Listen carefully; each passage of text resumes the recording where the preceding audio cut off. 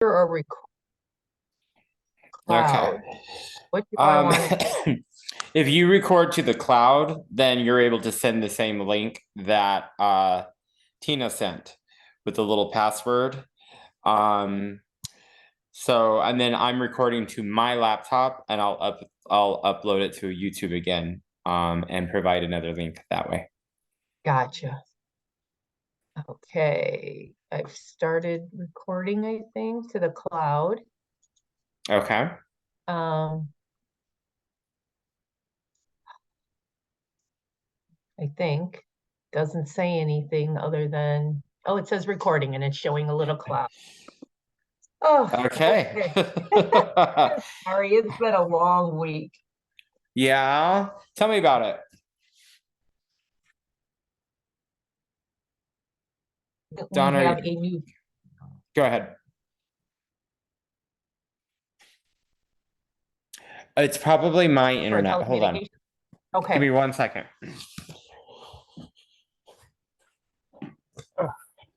Let me get closer to the modem.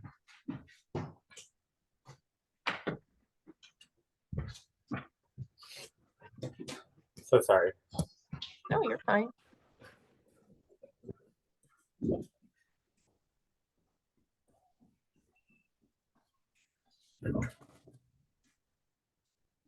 Watch out, boys. Hey, Aaron. The internet is splotchy in my room, so I'm gonna sit next to the modem. Okay, you want me to turn this off? Oh, you have to turn it off. Just turn it down. Okay. That's my partner. No problem. Okay. All right. I feel like this is better. Are you there? Is it better? You're not moving. Yep, I'm here. Can you hear me? Okay. Yes. Okay. All right. I think we're good. Okay. Can you hear me now? Yes. Yes, I can. Yes. Yes, I can. Perfect. Perfect.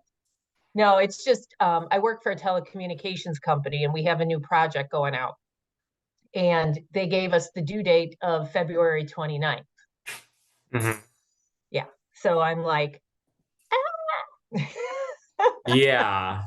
That is a lot going on, especially with school and all the Yeah. things. And then you got your telecommunications, and then you got whatever's happening with your kiddos because you got to keep up with what's going on in their lives. And so, but it must be at least a relief to be home, like because It you're is. home. Okay, yeah. Yeah. Yeah. So, It is a relief to be home, um, back on schedule, so to speak, with mhm. my own stuff around me. Um, so it's nice back into the mode but I had to be downtown the last 2 days. Oh, sure. So taking the train and Uh-huh. then the metro in Chicago isn't very reliable. They've Oh, had okay. switch problems. Um, so it's like, when you don't have things planned for after work, Mhm. it's okay because, if you get delayed, it's not an issue. Yeah. But it's like, I don't have time for this. I really Yeah. don't. I can appreciate that. Yes. I can't tell you how So, many times I've expressed the same sentiment for just the everyday bullshit, just like I do not have time for this. And I am one who like I find comfort and security in having a plan, being early, yes, and but like part of that, like part of my plan is planning for the unplanned, right? So like if it takes 30 minutes to drive there, I'll even with an hour to spare, right, right. because You, maybe there's construction or maybe I'll get hungry. it, or, you got to stop for the coffee, or you got to, Yes. Yeah. I mean, Uh, or plan for the accident on the toll road that, you never know. Absolutely. Or sometimes you're just walking into the workplace and you may need 15 minutes to just like absorb what's happening before Yes. you dive in. And so then, over planning actually makes me more flexible because like I'm putting in those little extra tidbits of time to kind of handle anything that I may not have planned for. Exactly. Yeah. Exactly. So I Plan think for the unknown is what they say. yes. So I think you and I have a few things in common. So Yes, that's as my children would say, Mom, you're just over the top. Chill out. I'm like, yeah. nothing wrong with being over the top. Nothing wrong Yes. with um, so I mean, it seems pretty straightforward, pretty simple in terms of the questions that we wrote it. out.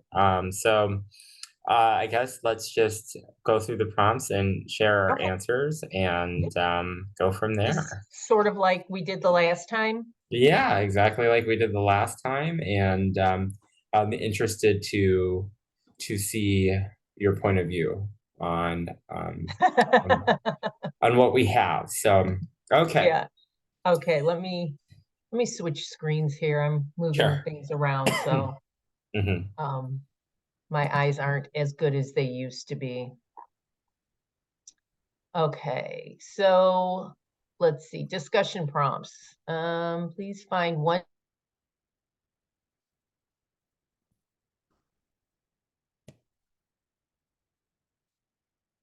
John, are you there?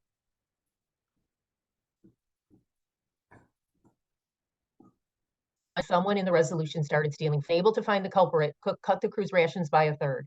When his men complained, he accused them of very mutinous proceedings, and such eruptions would become more frequent as the voyage proceeded north.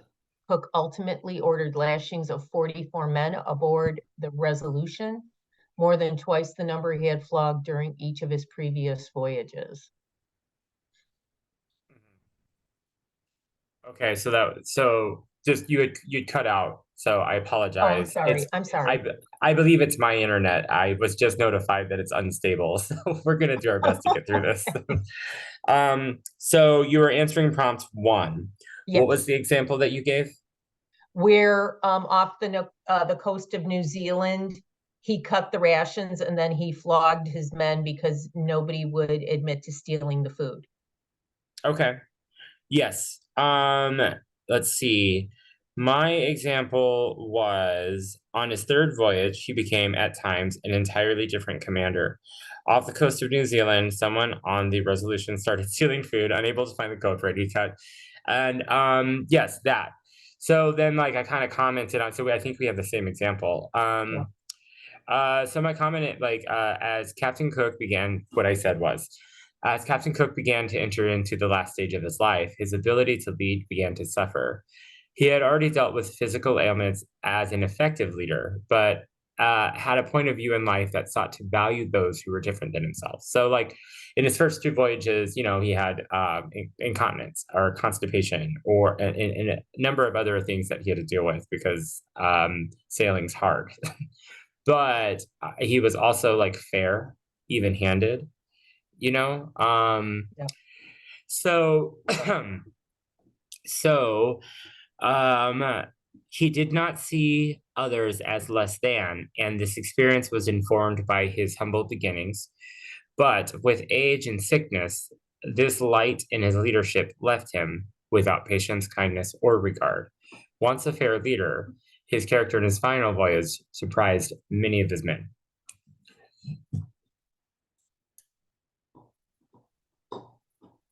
Yep. Yep. I think, and I mean, they surmised that it was his bad health, which caused the last voyage to be ineffective because people didn't trust him anymore.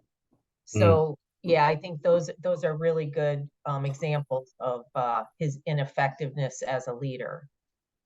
yeah. And so I guess you could say, like, in that kind of the argument that people are trying to make with this presidential election, like old age, like inability, like they just don't have it in them to do it. So, I mean, it's just something that popped into my mind as I was like kind of Yep.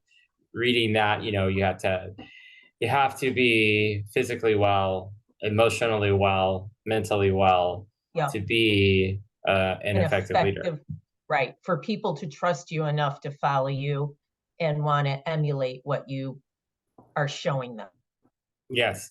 And so like that also reminds me Who was the president that was actually in a wheelchair and we never knew? Was it Hoover?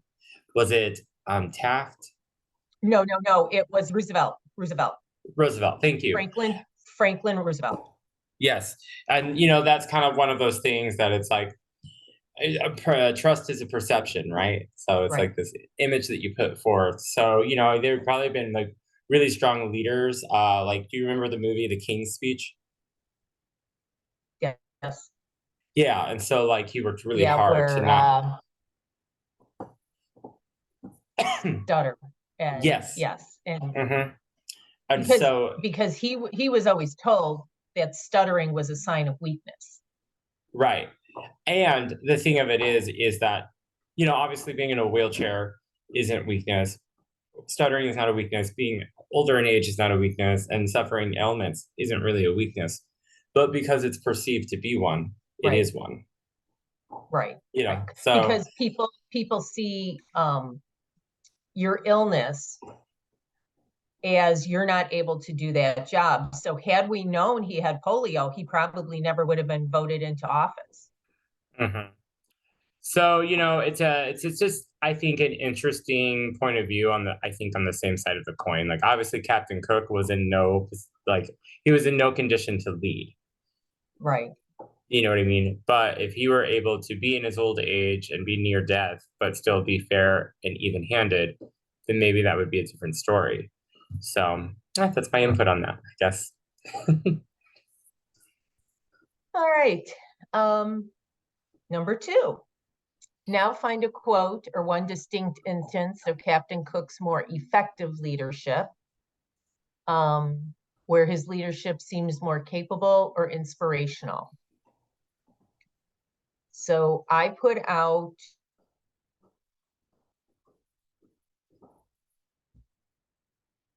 throughout his troubles on the reef, he displayed coolness, absolute command over his men he trained expertly.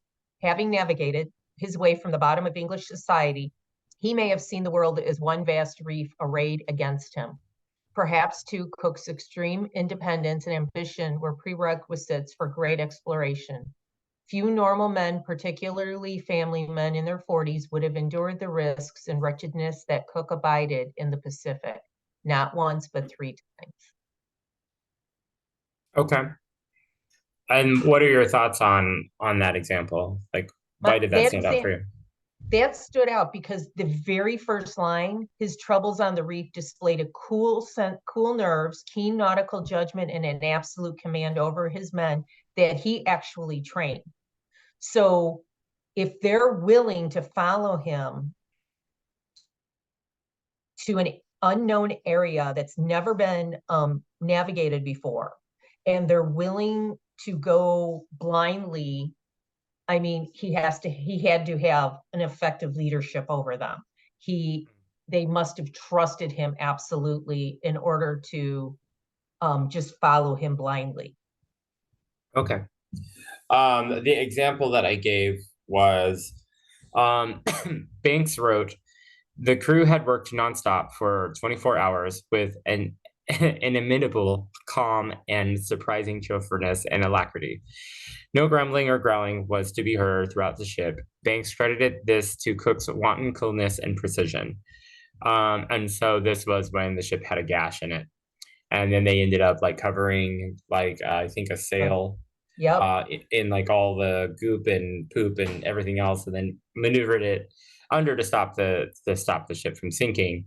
My comment on it was that crisis leadership is most effective when the demeanor of those in charge remains calm and unaffected by the stakes at hand. This resilience is practiced through the experience that those leaders draw upon. In the face of uncertainty, steadiness demonstrates to followers the comfort of control in uncontrollable circumstances. This approach assures followers they are in good hands. So it's just like when the world's on fire, don't sweat. Exactly, because people seem to have more trust in those who can keep their cool and work well under pressure without breaking, because it seems to keep the whole the followers come as well when they know that the leader has such confidence that everything is going to go well. Yeah, agreed. And I think that that comes with age and experience, you know? Yep. So yeah, I would imagine I don't know if you saw the commentary that I made in my survey about you and Tina, but I'm like thrilled to have you guys because you guys are no BS.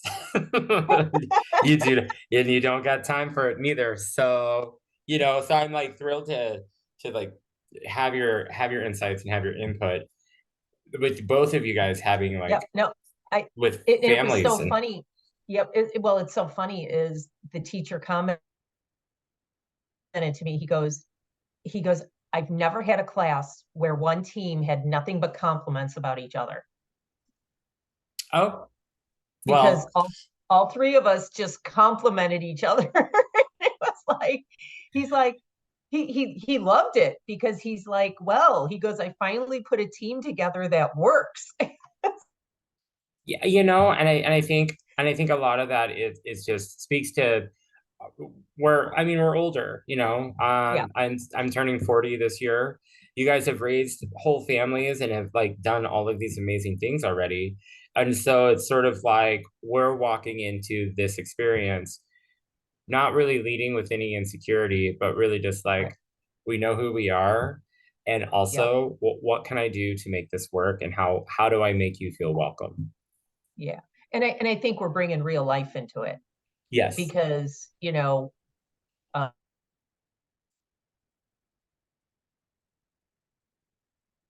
as we're looking at these stories, we may not like me with, you know, thug life, Yeah. appreciate it. However, we can have the mind, the openness of the mind to take that information and actually see it for what it's worth. Mhm. And, you know, compare it and, you know, not just say, I'm not going to listen to it because I don't like the way they're talking. Yeah. So, I mean, you know, even the teacher's like, he goes, I know you didn't like this. He goes, but your point.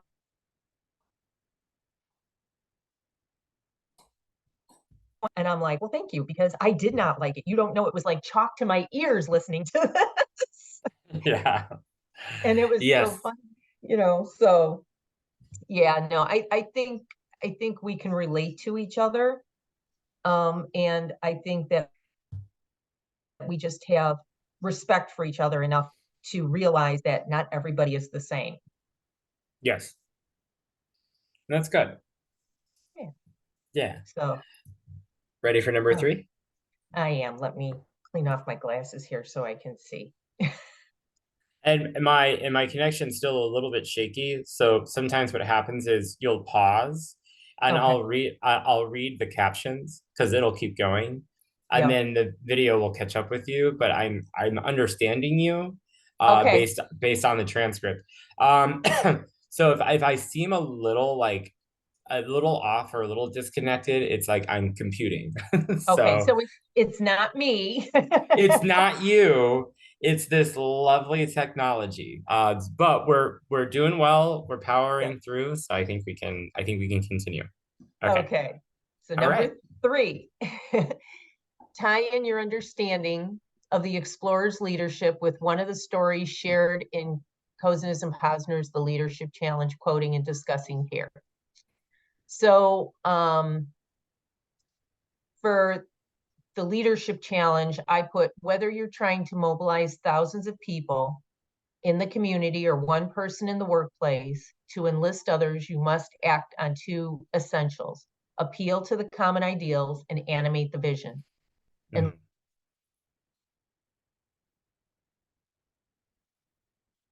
of moving people to persist against incredible odds, to make extraordinary things happen in organizations, you must go beyond reason, engaging the hearts and minds of your constituents, starting by understanding their strongest yearnings for something meaningful and significant. Um, and then what I did was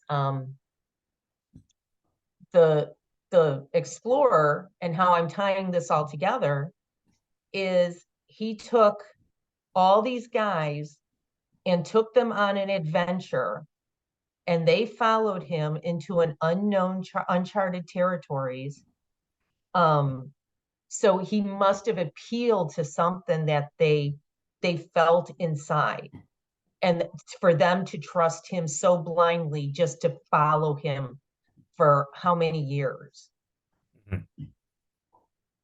So that's Okay.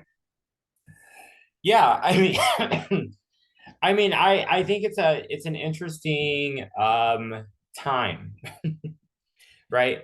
Because like, why would you get on a ship with someone when your odds of survival are like 50-50? exactly. Well, and we gotta look at that time too. Your not only are your odds of survival, but in that day and age,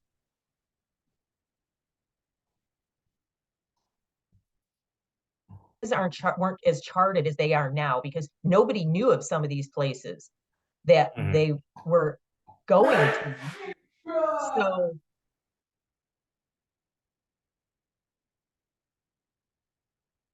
just it's I mean, so to think of these people, I mean, I know a lot of them.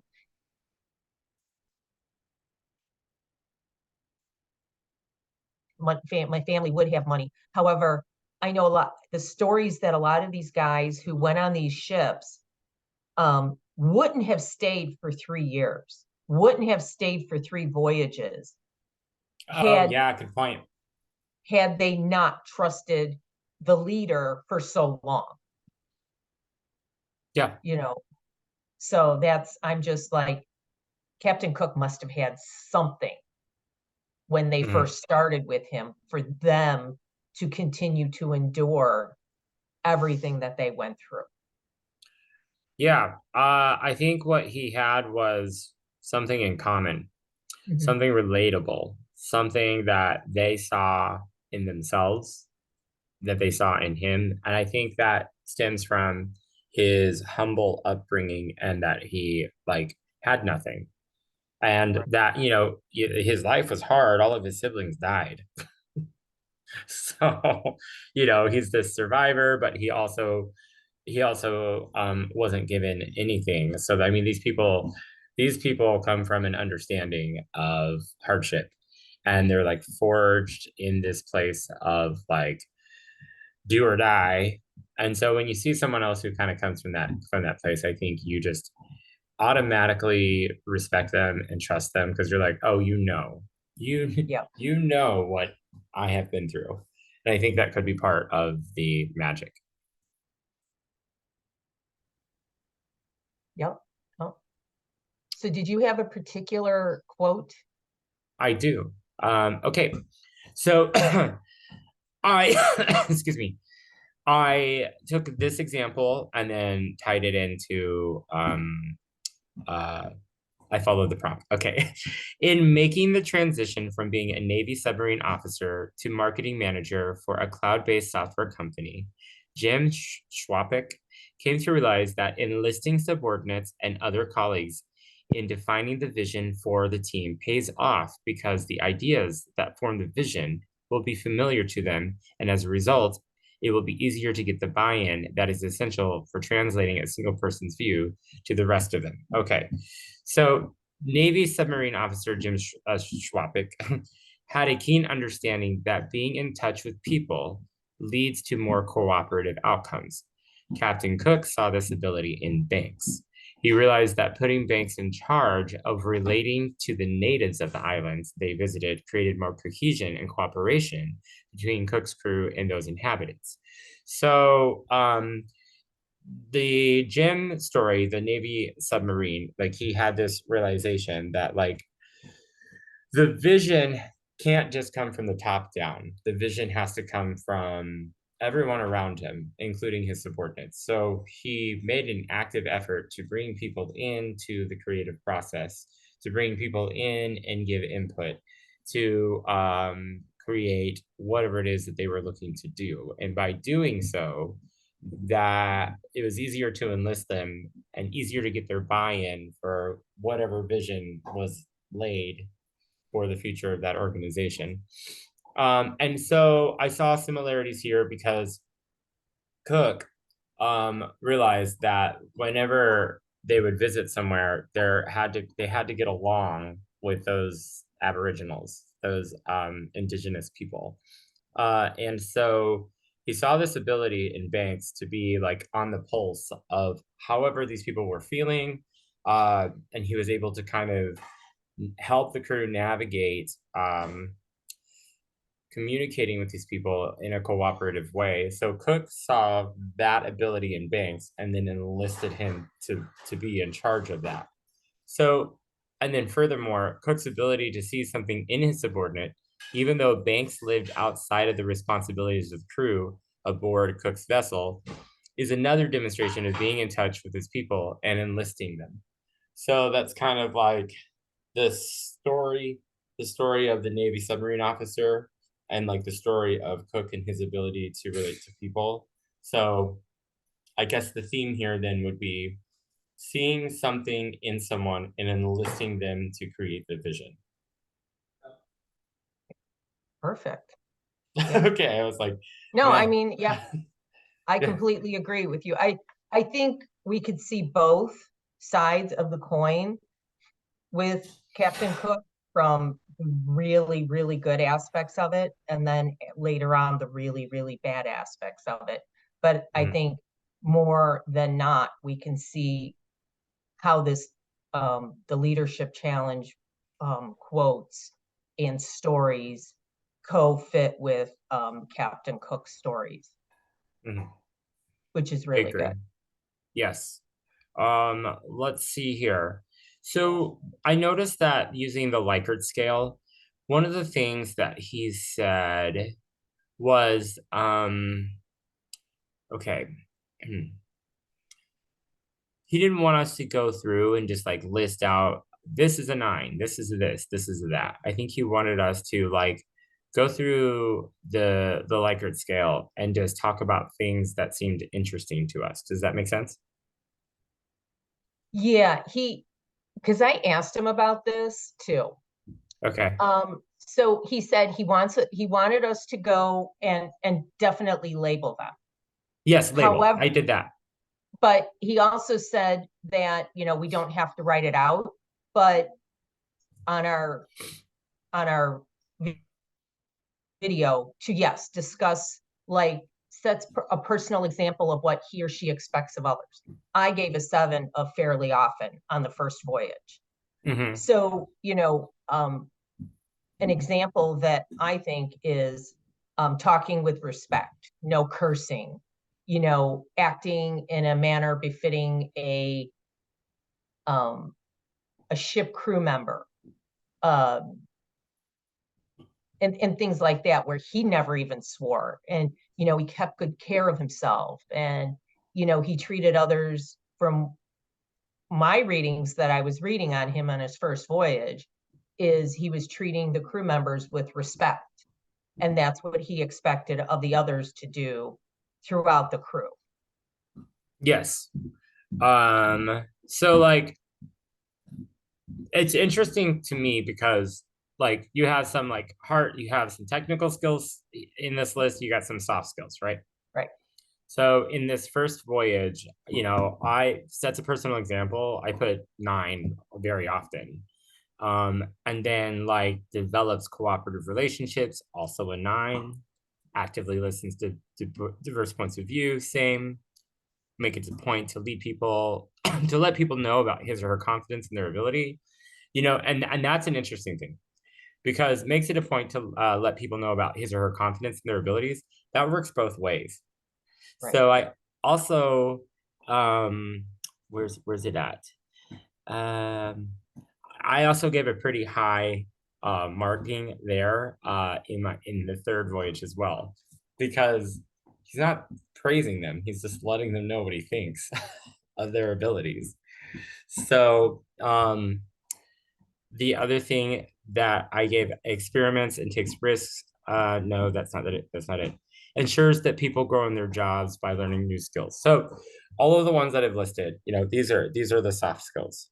So these are exampled by the fairness that he creates and how he holds everyone to the same standard. Yeah. And the other part of this is that at one point, the book talks about how he has more of a humane view of the indigenous people that they would visit, right? So so like Mhm. where a lot of the artists and scientists and this, that, and the other would look at the indigenous people and be like, oh, these people are so uncultured, they're just brutes. Look at them, they're crazy. This is terrible. Like they're not like us. But Captain Cook had a different point of view. He was like, no, they just like don't appreciate, they have a different appreciation. So he had a more esteemed view of them, and he saw more value in their way of life than say Banks did. And the reason I point that out is because it kind of takes that to also manage your crew in a way. What am I trying to say? He did not look down on people. And I think that's the common theme that I'm trying to thread here. He No, didn't look because down. yeah, he didn't look down on them because he came from where they came from. Right. And then additionally, also that's a value of his, this humility and this ability to see different people and just not look down on them, because he didn't look down on his crew, but he also didn't look down on these indigenous people wearing loincloths and sitting around a fire. He's like, this is just a different way of life. It's not necessarily better than ours. Right, exactly. So like with respect to it, it's only the soft skills that really change for me. So like when I get into the third voyage here, sets a personal example, a 2. Praises people for a job well done, a 1. Actively listens to diverse points of view, a 1. Whereas in the first voyages, those were like 8s and 9s.